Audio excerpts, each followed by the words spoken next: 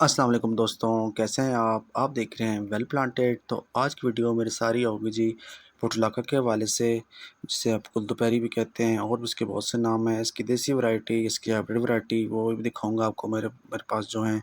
और इसके अलावा हम इसकी जो सीड सिलेक्शन के हवाले से बात करेंगे। अभी इसके सीड्स बन रहे हैं, सीज़न इसका एंड है। तो जब सीड्स बनने स्टार्ट हो जाएँ तो समझो इसके जो लाइफ साइकिल है वो ख़त्म हो रहा होता है। तो नेक्स्ट सीज़न के लिए हम जो हाइब्रिड वैरायटी है उसके सीड्स कलेक्ट करके रख सकते हैं अपने पास, क्योंकि उसको वैसे महफूज करना मुश्किल होता है। और जो ये जो देसी वैरायटी आपको नज़र आ रही है, इसको हम ऊपर से कटिंग वगैरह करके तो प्लांट्स हम इसके बचा सकते हैं नेक्स्ट सीज़न के लिए। तो चलते हैं जी वीडियो की तरफ। तो देखें, सबसे पहले मैं आपको ये जो पोटलाका जितना लगा वो दिखा रहा हूँ। ये देखिए अंदर एक जामुन का पौधा उग रहा है इस टब में जिसमें पोटलाका लगा हुआ है। ये सारी इसकी देसी वैरायटी है, ये इसमें लगी हुई है और इसमें ये काफ़ी फैली हुई है, इसमें ये देख सकते हैं आप। और ये देखिए साथ साइकिस का पौधा मैंने लगाया था बिल्कुल टब के सेंटर में। ये भी अच्छा ग्रो कर रहा है माशाल्लाह। इसकी थोड़ी सी आपको जैसे जानते हैं कि साइकिस की ग्रोथ थोड़ी सी लेट होती है, स्लो होती है बहुत। तो इसके हम जो पोटलाका है इसको हम इस सीज़न में सेव कर सकते हैं ऊपर से कट करके, जैसे इसकी देसी वैरायटी है। और दूसरे ब्रांच आपको जैसे बताया कि उसकी सीड्स कलेक्शन होगी। अभी ये सारी आपको देसी वैरायटी दिखा रहा हूँ मैं। ये काफ़ी थोड़ी सी हार्ड होती है, हार्डी इसकी होती है। इसको आराम से हम इसको चला सकते हैं, नेक्स्ट सीज़न तक के लिए ये चल जाती है।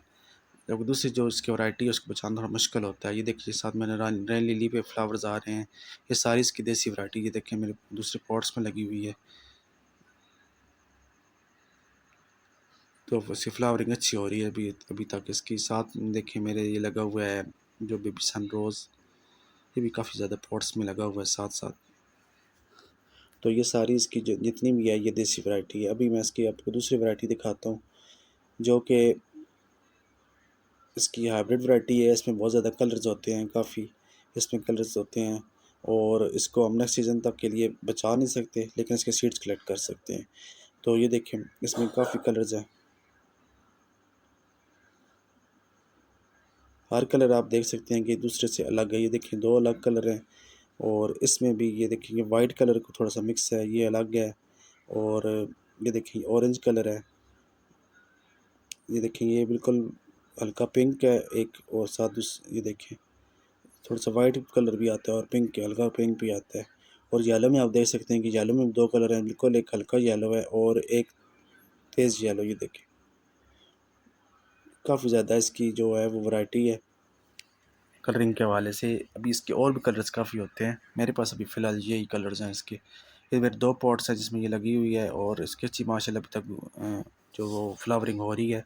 अभी आज 31 अगस्त है, यानी अगस्त एंड हो रहा है, सितंबर स्टार्ट हो रहा है। और इसमें सीड्स भी आ रहे हैं। मैं आपको सीड्स दिखाता हूँ, ये सीड्स से कैसे कलेक्ट करते हैं।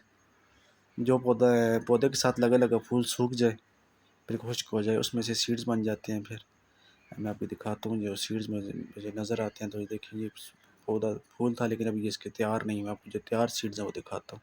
सीड्स का साइज़ बहुत छोटा होता है, ब्लैक कलर के सीड्स होते हैं जो कि हवा के साथ भी इधर उधर उड़ के गिरते हैं। तो फिर नेक्स्ट सीज़न में वहाँ से प्लांट निकल आते हैं। आप खुद रेगुलेट करके रख भी सकते हैं सीड्स। और ये देखें कि जो बिल्कुल ब्लैक कलर के बिल्कुल बारीक बारीक नज़र आ रहे हैं, ये इसके सीड्स हैं।